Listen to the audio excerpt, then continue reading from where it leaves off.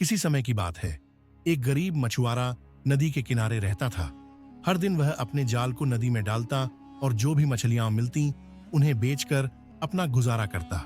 एक दिन जब उसने अपना जाल नदी में फेंका तो उसे एक भारी भरकम गागर मटका मिली।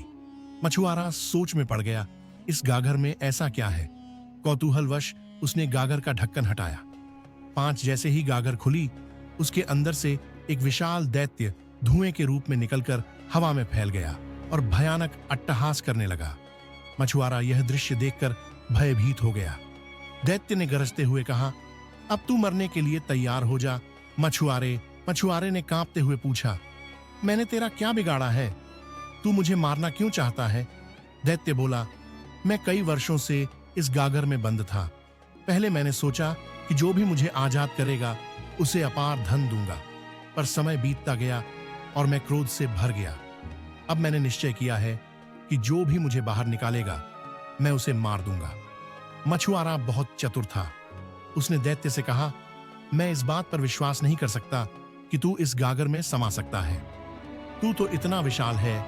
दैत्य हंसकर बोला, मूर्ख मनुष्य, मैं चाहे जितना भी बड़ा हो जाऊं पर इस गागर के भीतर समा सकता हूं।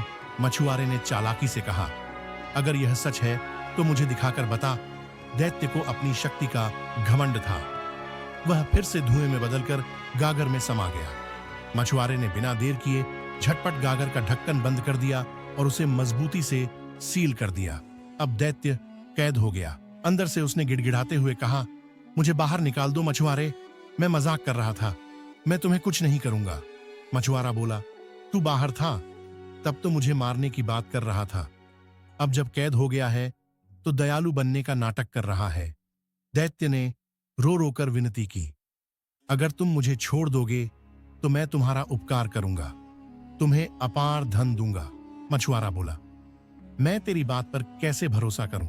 अगर मैंने तुझे छोड़ दिया तो तू मेरे साथ भी वही करेगा जो ग्रीक के उस नामी बादशाह के साथ हुआ था। दैत्य ने उत्सुकता से पूछा, कौन था वह बादशाह? उसकी कहानी मुझे सुनाओ। दैत्य ने जिज्ञासु होकर पूछा, बताओ मछुआरे, वह ग्रीक बादशाह कौन था और उसके साथ क्या हुआ? मछुआरा मुस्कुराया और बोला, अगर तू यह कहानी सुनना चाहता है तो धैर्य रख और ध्यान से सुन। बहुत समय पहले की बात है। यूनान में एक बहुत ही न्यायप्रिय और दयालु बादशाह राज करता था। वह हमेशा अपनी प्रजा के भले की सोचता था और गरीबों की मदद करता था, लेकिन उसके वजीर और कुछ दरबारी उससे ईर्ष्या करते थे। वे नहीं चाहते थे कि बादशाह इतना लोकप्रिय बने, इसलिए उन्होंने उसके खिलाफ षड्यंत्र रचा। उन दरबारियों में से एक था हकीम, राज वैद्य। उसने बादशाह के लिए एक जहरीली दवा तैयार की और चालाकी से उसे यह विश्वास दिलाया कि यह औषधि उसे और अधिक शक्तिशाली बना देगी। महाराज, यह औषधि अमृत के समान है, इसे पीते ही आप अधिक बलशाली और दीर्घायु हो जाएंगे। हकीम ने मीठे शब्दों में कहा। बादशाह अपने वजीरों पर बहुत भरोसा करता था। उसने बिना संदेह किए औषधि पी ली, लेकिन कुछ ही पलों में उसे चक्कर आने लगे, शरीर अशक्त होने लगा और वह जमीन पर गिर पड़ा। हकीम ने झूठा विलाप करते हुए कहा, हे राजा, आपको कोई रहस्यमयी बीमारी हो गई है। यह बीमारी संक्रामक है, इसलिए आपको तुरंत महल से दूर कर दिया जाए, वरना पूरे राज्य में फैल जाएगी। राज दरबारियों ने तुरंत राजा को महल से बाहर निकाल दिया और जंगल में अकेला छोड़ दिया। जो राजा कल तक अपने सिंहासन पर बैठा था, आज वह एक साधारण बेसहारा व्यक्ति बन चुका था।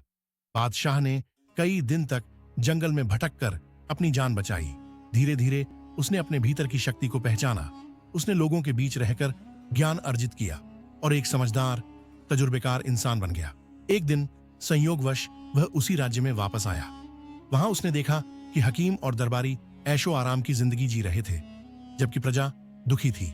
बादशाह ने अपनी बुद्धिमत्ता और अनुभव से जनता को सत्य से अवगत कराया। लोग जागरूक हुए और हकीम को पकड़कर दंड दिया। बादशाह फिर से अपने सिंहासन पर बैठा, लेकिन इस बार पहले से भी अधिक समझदार और चतुर बन चुका था। उसने सीखा कि विश्वास हमेशा सोच समझकर करना चाहिए। मछुआरा यह कहानी सुनाकर रुका और फिर बोला, अब बताओ दैत्य, क्या मैं तुझ पर विश्वास कर सकता हूं? कहीं तू भी मुझे धोखा देकर फिर से अपनी ताकत का गलत इस्तेमाल तो नहीं करेगा? दैत्य बोला, नहीं मछुआरे भाई, अब मैं तुम्हारा एहसान कभी नहीं भूलूंगा। अगर तुम मुझे छोड़ दोगे तो मैं तुम्हें एक रहस्यमयी खजाने का पता बताऊंगा। मछुआरा कुछ देर सोच में पड़ गया। आगे क्या होगा यह जानने के लिए वीडियो को लाइक करें और हमारे चैनल MK गुरु को सब्सक्राइब करें।